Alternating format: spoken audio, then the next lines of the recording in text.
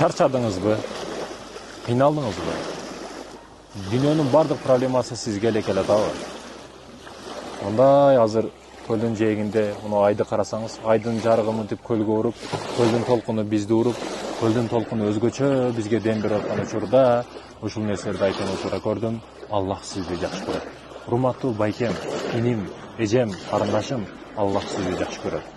Бардыгынан таштап кетсе дагы, дүйнөдө өзүңүз калып кетсеңиз дагы, үмүтсүздүк бүт каптап, айдын 15 караңгы, бардык караңгы жашоо сизге келип калса дагы, эч качан Аллахка наалыбаңыз. Намкөрдүк сизди кедей кылат, намкөрдүк сизди бардык проблемага алып кирет. Азыр арендада квартирада турасызбы? Аллахыма шүгүр деңиз. Больницада ооруп, эки бутудан ажырагандар канча? Азыр машинаңыз жокпу? Алхамдулилля, Кудайыма шүгүр деңиз. Эки буту жоктор канча? Азыр кыйналып больницада жатасызбы? Өлүп аткандар канча? Алхамдулилля деңиз.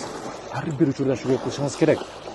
Налып атасыз, англисчени билбейм, кытайчаны билбейм, канча сүйлөсөм дагы, үйрөнсөм дагы, окусам дагы башыма кирбейт дейсиз. Кыргызча сүйлөй албагандар канча? Дудуктар канча? Көзү көрбөгөндөр канча? Сиз аларга караганда кыргызчаны билесиз. Шүгүр кылбайсызбы, урматтуу мекендешим? Билиңиз, сүйлөп атканга шүгүр кылбайсызбы? Шүгүр эле кылышыбыз керек. Эгер чындап реал турда, ачык турда ойлонсоңуз, Кудай Таала, Аллах Таала сизге өтө чоң неаматтарды берип койгон. Болгону сиз намкөрлүк кылып атасыз. Аллах сизди жакшы көрөт. Жакшы көргөндүгү үчүн ар дайым сизге ар нерселерди белек кылып берип атат. Бул нерсеге аманат калып, эч качан кыянат кылбаңыз, шүгүр кылыңыз. Шүгүр.